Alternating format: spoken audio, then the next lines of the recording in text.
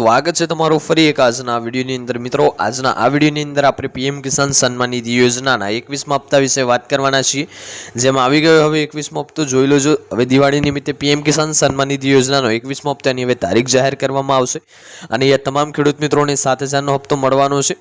અને હપ્તો મેળવવો હોય તો આ જે કાર્યો છે ખાસ રીતે તમારે પૂર્ણ કરવા પડશે। કયા કાર્યો છે, કેવી રીતે પૂર્ણ કરવાના છે, આના વિશે વિડીયોની અંદર વાત કરીશું। તો આ વિડીયોને તમે એન્ડ સુધી જોતા રહેજો। વિડીયો તમને પસંદ આવે તો વિડીયોને એક લાઇક કરજો।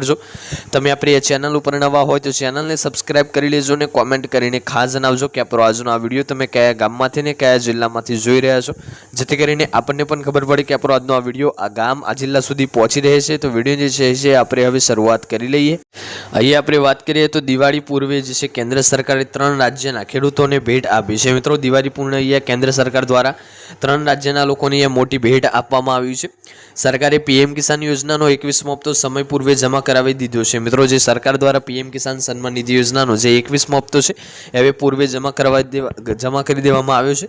જેમાં 3 રાજ્યોના 27 લાખ ખેડૂતોના ખાતામાં ₹540 કરોડ જમા કરવામાં આવે છે। મિત્રો જેમાં 3 રાજ્યના જે લોકો છે 27 રાજ્યના જે છે લોકોમાં 27 લાખ ખેડૂતોના ખાતામાં જે છે ₹540 કરોડ રૂપિયા જમા કરવામાં આવે છે। આ કિસાન સન્માન નિધિ પૂર્વગ્રસ્ત ઉત્તરાખંડ, પંજાબ અને હિમાચલ પ્રદેશના ખેડૂતોને જમા કરાવવામાં આવે છે। મિત્રો જે હપ્તો છે અત્યારે ઉત્તરાખંડ, પંજાબ અને હિમાચલ પ્રદેશના જે લોકો છે એમના ખેડૂતોના જે છે ખાતામાં પૈસાને જમા કરવામાં આવે છે। વાત કરીએ હવે આગળ તો હિમાચલ પ્રદેશ અને પંજાબના ખેડૂતોને રકમ જમા કરાવી પીએમ કિસાન સન્માન નિધિ યોજનાનો જે હપ્તો છે એ પૂરને કારણે ભારે નુકસાન સહન કરનારા ખેડૂત ખાતાના જે છે રાહત આપવામાં સમય પૂર્વે આપવામાં આવ્યો છે। મિત્રો હિમાચલ પ્રદેશમાં અને જે પંજાબમાં જે પૂર આવ્યું હતું, જે પૂરની સ્થિતિમાં ઘણા ખેડૂતોને અહીંયા મોટું નુકસાન થયું હતું।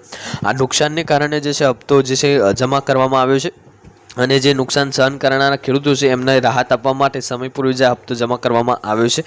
વાત કરીએ તો જેમાં હિમાચલ પ્રદેશના 8 લાખ ખેડૂતોના ખાતામાં ₹160 કરોડ, પંજાબના 11 લાખ ખેડૂતોના બેંક ખાતામાં ₹221 કરોડથી વધુ રકમ જમા કરવામાં આવી છે।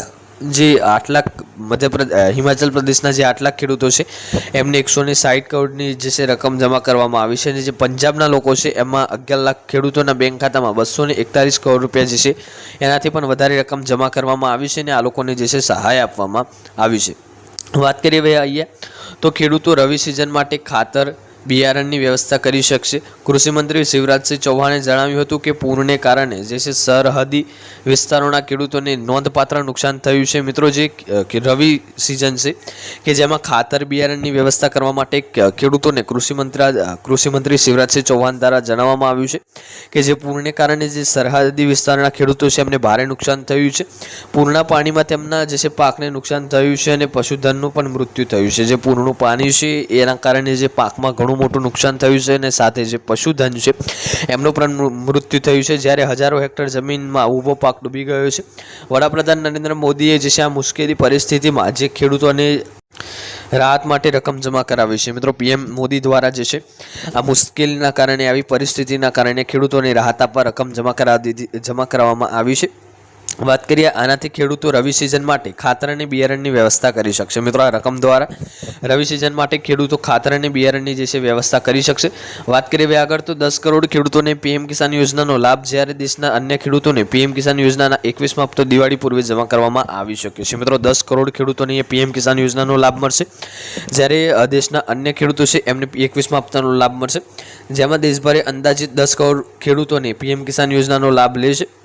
આમાંથી ઉત્તર પ્રદેશમાં 2 કરોડથી વધુ ખેડૂતો છે। પીએમ કિસાન યોજના હેઠળ જે છે ખેડૂતોને ₹2,000નો હપ્તો જ આપવામાં આવશે। મિત્રો પીએમ કિસાન યોજના અંતર્ગત ખેડૂતોને અહીંયા ફક્ત 2,000નો જ હપ્તો આપવામાં આવશે। તો આજનો આ વિડીયો આપણે એ પૂર્ણ કરીએ છીએ। વિડીયો તમને પસંદ આવ્યો હોય તો વિડીયોને એક લાઇક કરજો, ચેનલ ઉપર નવા હોય તો ચેનલને સબસ્ક્રાઇબ કરી લેજો અને કોમેન્ટ કરીને ખાસ જણાવજો આજનો આ વિડીયો તમને કેવો લાગ્યો। મળીશું આગળના વિડીયોમાં, ત્યાં સુધી જય ભારત, જય હિન્દ।